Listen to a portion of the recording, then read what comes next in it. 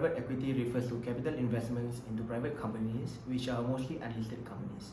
So in that sense, venture capital is a subset of private equity. Of course, there are many types of private equity and venture capital. For example, the stage that private equity usually invests in are the small to middle market, and the method could be growth capital buyouts or private credit. Venture capital is the same, where they have the ones that invest in the seed stage, the early stage, the late stage, and the method they invest in could be venture debt.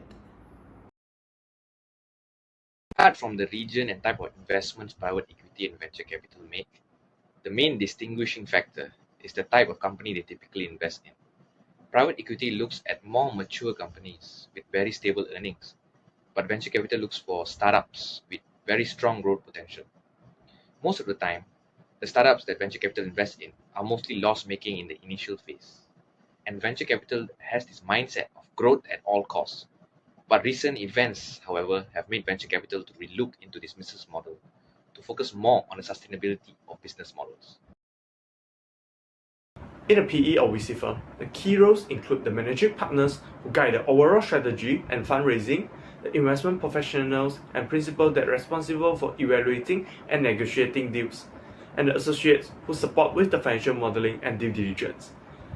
In the day-to-day operation, the managing partners is focused on the strategic planning, while the investment professionals analyze the potential investments, conduct due diligence, and negotiate deals. The associates that are hands-on with the financial modeling, data analysis, and assisting the deal executions. These roles collectively shape the firm's direction and success in the ever-evolving landscape of the private equity and the venture capitals.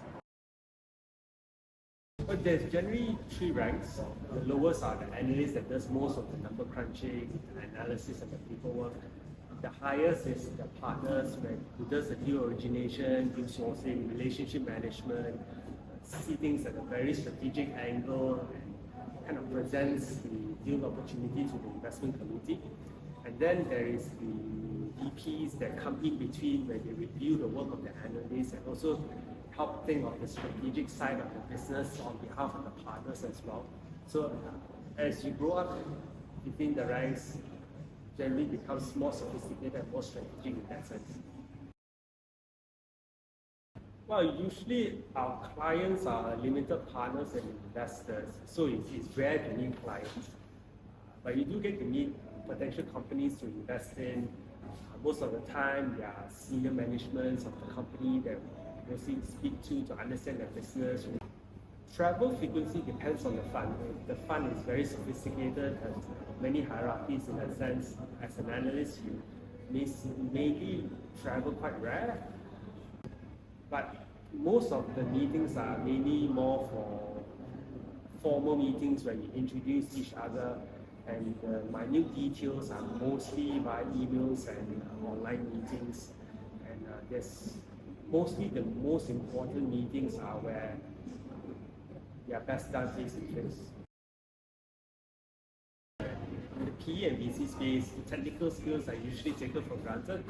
So at the very least, you need some kind of financial analysis and business modeling, understanding financial modeling, valuation, PowerPoint presentations, writing skills. Of course, nothing too sophisticated, but not too basic until hand-holding is required.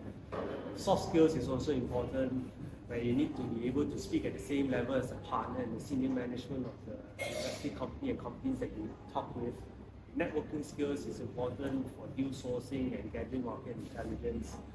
Of course, more importantly, the motivation and passion to get into the industry is also important. You need to really be proactive, to speak to people in the industry, and develop yourself further in that sense. That's a very complex question actually. It really depends on what you expect to gain from this. Usually, PE and VC are typically the top of the value chain. So the only reason why you want to exit is actually to join, to set up your own fund or to join the operating company to gain more operational experience. So if you are the kind of guy who is itching to be the person who wants to make an impact to the world rather than the person who invests in such a person, so would you rather want to be an Elon Musk or the person who invests in Elon Musk in that sense? First thing, you need to read as much as possible. There's a lot of free knowledge out there, free sector reports, free research analyst reports and stuff. Talk to people who are much more experienced and much more mature than you are, preferably in the PE and VC space as well. Always be skeptical, question everything. Don't think things as it is, and surround yourself with people who are smarter and hungrier than you. Invest in yourself, invest your own money as well.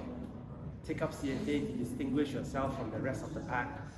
Improve your writing and speaking skills. Yeah.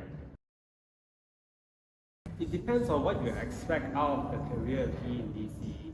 It's probably one of the most difficult jobs out there because you put your money where your mouth is, literally. The highs and lows are quite extreme, and you need at least a medium-term commitment in order to see things through, to see something tangible in that sense. If it works well, it's not just rewarding in terms of monetary terms, but also in terms of personal capacity, where you can actually play a very important role in the success of a business. And the business is good, the success of the change in that industry as well. If your fund's vintage is in the year 2018, 2019, and you invested most of the money during the COVID times where interest rate is low, then you're in one hell of a ride because valuation now is out of whack. Unit economics has been impacted, current economic environment as well. Most possibly, consumer behavior has also changed, for better or for worse. But if the fund is new, there are a lot of bargains out there that you can definitely look into. There are a lot of also new fund managers that are coming out, whether it's like a spin-off from existing funds or experienced investors who want to set up their own fund. Global managers are also seeing Southeast Asia as the next hotspot in this area, setting up offices within Malaysia, Singapore. So the opportunities are plenty, you just need to be smart to know where to enter.